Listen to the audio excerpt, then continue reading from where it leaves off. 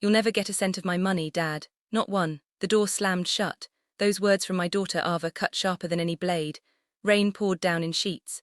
The brand new security lights blinding me as if to erase the existence of someone no longer wanted. My battered suitcase burst open on the concrete, its contents spilling out like discarded trash shirts, socks, and the fragments of a life I once cherished. Behind Ava stood Trey, the man she called her partner. Arms crossed, lips curled into a smug smile as though he'd just claimed some grand prize. The brand new house glistened behind them, ribbons still hanging from the door. The sold sign tilted on the lawn as if mocking me. I didn't argue, I didn't beg. I just stood there in the rain, letting the icy drops crash down on my shoulders. Ava thought tonight she had erased her father from her life, but there was one truth she didn't know. The ticket she was building her happiness on was never really hers to begin with. Don't forget to subscribe to the channel and comment where you're watching from. The rain pulled around my shoes, turning the gravel into mud. One by one I picked up my shirts, my socks, even the shaving kit I'd used for 20 years. They slipped from my hands, soaked as if they too were rejecting me. Trey leaned against the doorway, his voice carrying smug satisfaction. "You heard her, old man. Get moving. Don't make this harder than it needs to be." I looked up at him, not with rage, not with pleading, just a calm that seemed to unsettle him. My silence was my shield. Ava glanced at me once more, her face unreadable in the flood of the security lights. She'd once looked at me with trust, with a kind of fragile affection. Tonight her eyes were flat hollow, as though all history had been scrubbed away. I zipped up what I could fit into the suitcase. The rest, socks and an old photograph of me and Ava at a fair when she was 8, stayed where they fell. She didn't even bend to pick them up. "Dad," she said, her tone clipped. "I told you already you have no right to be here, no right to my house, to my life, to my money, none of it." Her words lodged somewhere behind my ribs. No right. I wanted to tell her about all the rights she'd borrowed from me. Rights paid in sacrifice and hours bent over bank ledgers when I should have been retired in nights staying up with her boys when she was finding herself. But I didn't, not then. Because giving her that satisfaction to see me broken, shouting in the rain would have been her victory. So I closed the suitcase, my hands trembling not from cold, but from the kind of restraint only age teaches you. The walk down the driveway felt longer than it was. Each step echoed like a farewell drum beat. My old sedan was parked crooked near the curb, its paint-chipped windshield fogged from the storm. I set the suitcase in the trunk and leaned against the car for a moment. My back itched, my heart even more. I thought of calling someone, an old colleague, maybe my sister in Ohio. But what would I say? That my only daughter had cast me out like garbage the minute money came her way?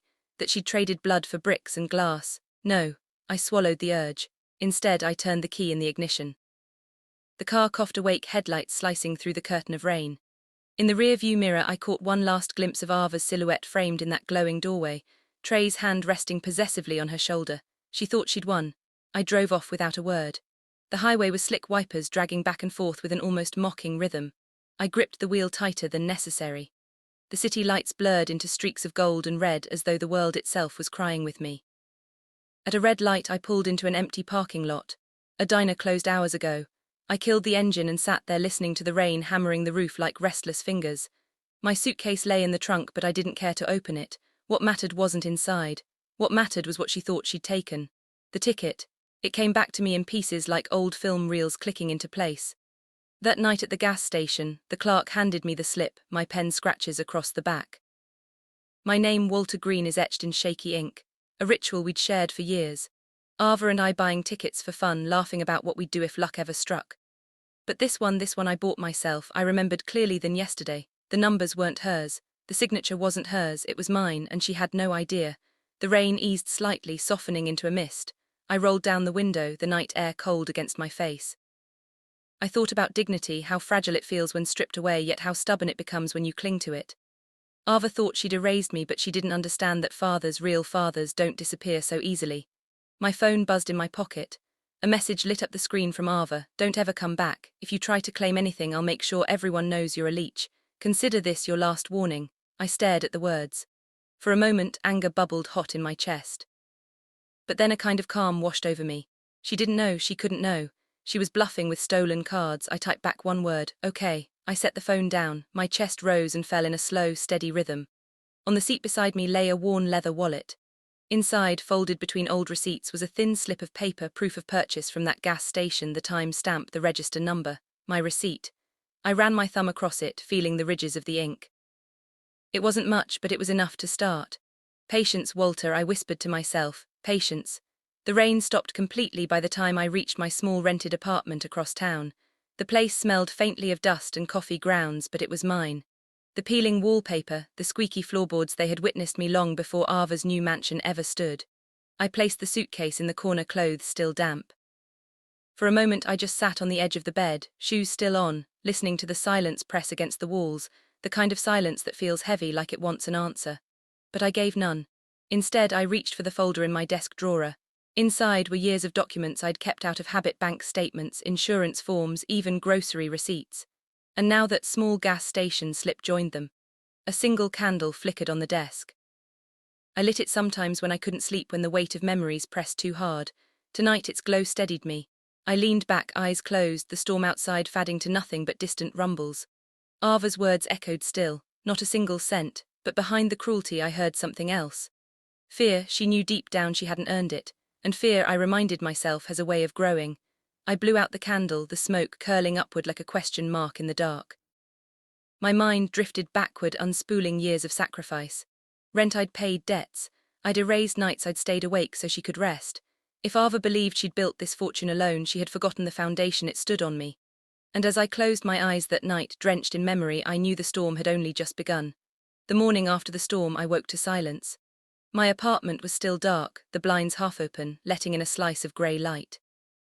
On the nightstand lay the gas station receipt, folded neatly as if it carried the weight of an entire life. I reached for it out of habit, and as my fingers brushed the thin paper, a sound echoed in my mind, the jingling of a small keychain. It wasn't there, of course, not in this room. It was a memory. Ava had given me that keychain when she was 8 years old. A little plastic dolphin from a boardwalk stand, bought with the pocket money I'd slipped into her palm. "For your car keys, Daddy," she'd said, proud as if she'd bought me the world. That dolphin had hung on my keys for decades, through every job change, every late-night drive, every move. I'd lost count of the number of times she'd teased me for still keeping it years later. "You really can't let go of anything, can you?" She'd laugh. She was right. I couldn't, not her, not the memories, not the sacrifices. When Ava was little, life wasn't easy. I was working at the bank back then, mid-level, nothing glamorous. Her mother, Margaret, had already left by the time Ava turned 5. She said she needed freedom, that marriage felt like chains. She promised she'd visit. She didn't. So it was just me and Ava. I packed her lunches, learned how to braid her hair badly enough that she'd sigh and redo it herself, and sat through every school recital.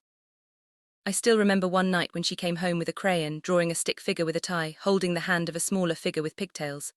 The caption said, "My dad is my hero." I kept that drawing pinned above my desk until the paper turned yellow at the edges, but heroes grow old and children grow restless. By the time she was 15, Ava started to pull away. She wanted nicer shoes, the kind her friends wore. She wanted rides to the mall, not walks to the library. I did what I could, overtime shifts, credit cards stretched thin. She didn't notice the nights I came home with swollen feet or the stack of unpaid bills tucked into the drawer. Why would she? She was a teenager. Still, there were cracks. I remember one evening she was 16 and she came home furious. "Dad, why can't we have what everyone else has? Why do we always have to struggle?" Her words hit me harder than she knew. I wanted to tell her, "We struggle. I chose to keep you. After all, I chose to stay when your mother left because I gave up chances at promotions so I could be home at night." But I didn't say that. Instead, I just nodded and promised. "One day, Ava, things will be different. I'll make sure of it." And maybe that was my mistake, making promises with you.